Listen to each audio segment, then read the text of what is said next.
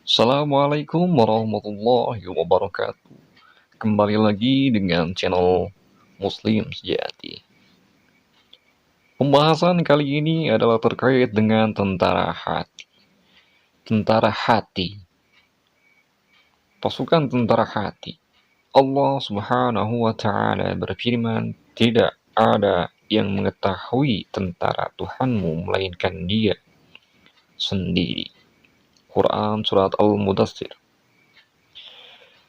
Berdasarkan ayat di atas dapatlah diketahui bahwa Allah Subhanahu wa Ta'ala mempunyai dalam hati dan ruh makhluknya serta dalam alam-alamnya yang lain tentara yang terhimpun.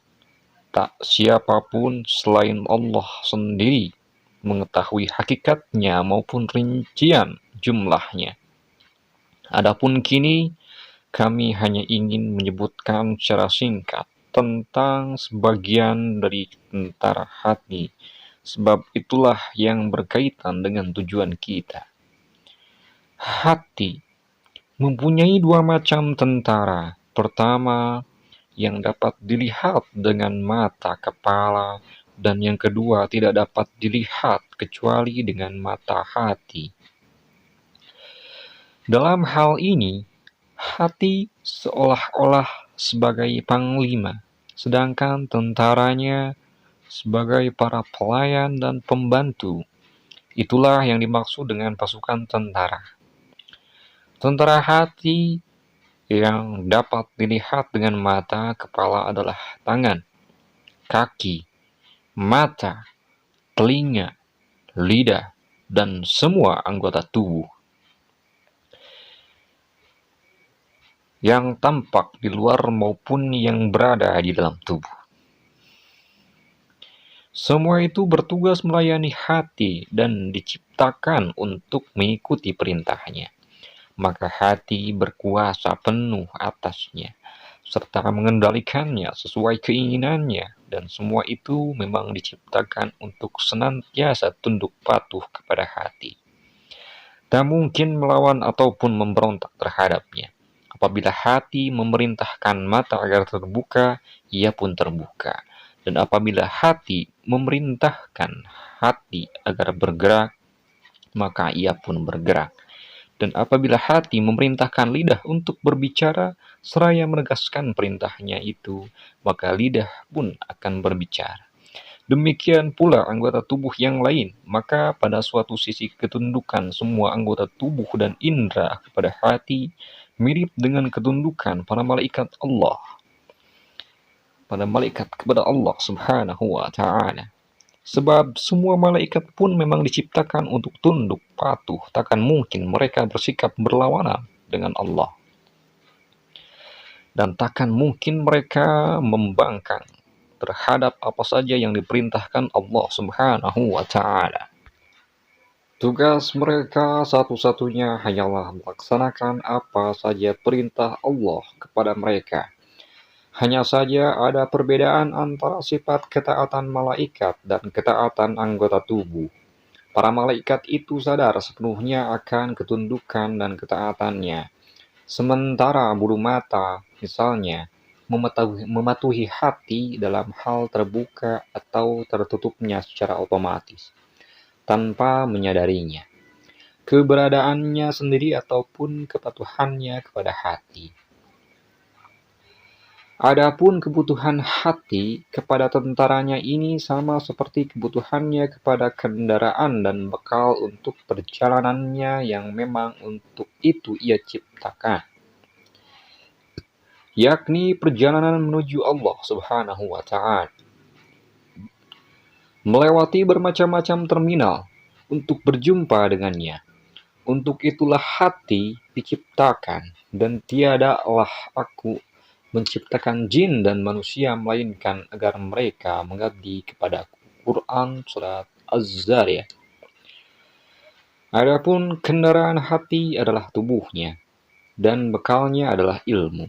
Sedangkan sarana yang dapat menyampaikannya kepada bekalnya itu serta serta pemanfaatannya adalah amal salehnya semata-mata. Dalam kenyataannya, seorang hamba takkan mungkin sampai kepada Allah Subhanahu wa Ta'ala sebelum tubuhnya diam atau mati, tak bergerak lagi, dan sebelum ia melewati kehidupannya, dunia ini mengingatkan bahwa ia harus terlebih dahulu melewati tempat perhentiannya yang terdekat, sebelum sampai ke perhentiannya yang terjauh, yakni akhirat. Sebab dunia ini adalah ladang akhirat, dan ia juga adalah sebuah terminal atau tempat perhentian. Hidayah dinamakan dunia dari kata bahasa Arab dunya, yang berarti terdekat, yakni terminal yang terdekat di antara dua terminal. Maka hati manusia terpaksa mengambil bekal dari alam atau dunia. Ini mengingatkan bahwa tubuh adalah kendaraan yang akan mengantarkannya ke alam yang lain. Untuk itu, ia perlu menjaga kesehatan tubuh. Dengan satu, menyediakan makanan yang cocok baginya. Dan dua, menjauhkannya dari penyakit-penyakit yang akan menyebabkan kebinasaannya.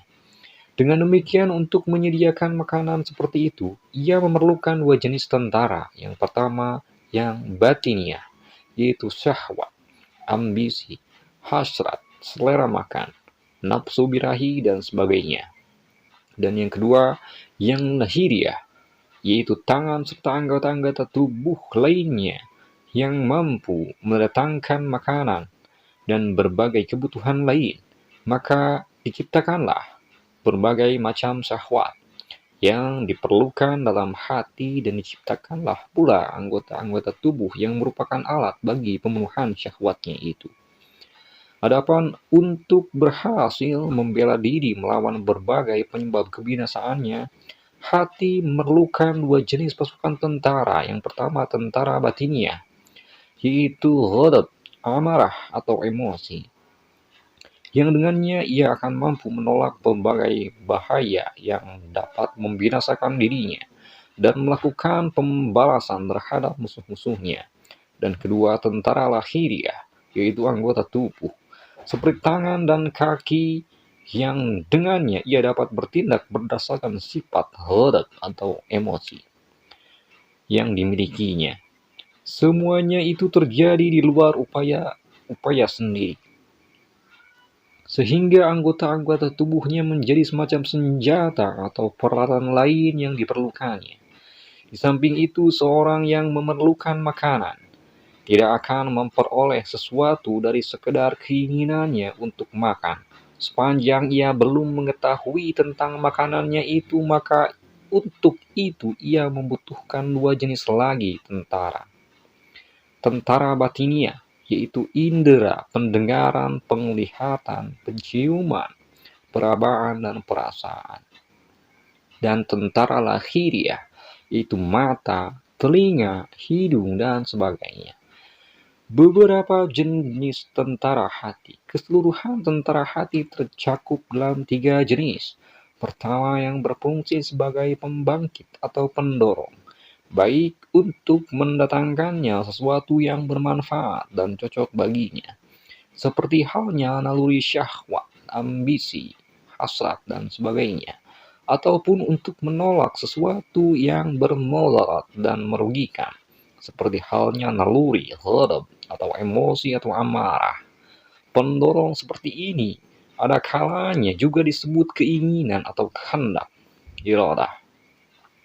Kedua, yang berfungsi sebagai penggerak anggota tubuh demi mencapai berbagai tujuan. Penggerak seperti ini adalah disebut qudrah atau kemampuan, tersebar di seluruh tubuh, terutama dalam otot-otot dan urat-urat. Ketiga, yang berfungsi sebagai instrumen yang mencerap atau yang berpersepsi dan mencari tahu tentang segala sesuatunya, seperti yang dilakukan oleh seorang mata-mata, yaitu indera penglihatan, pendengaran, penciuman, perabaan, dan alat perasa, yang kesemuanya tersebar di berbagai anggota tubuh tertentu. Karenanya, semua itu disebut instrumen pengetahuan dan pencerapan.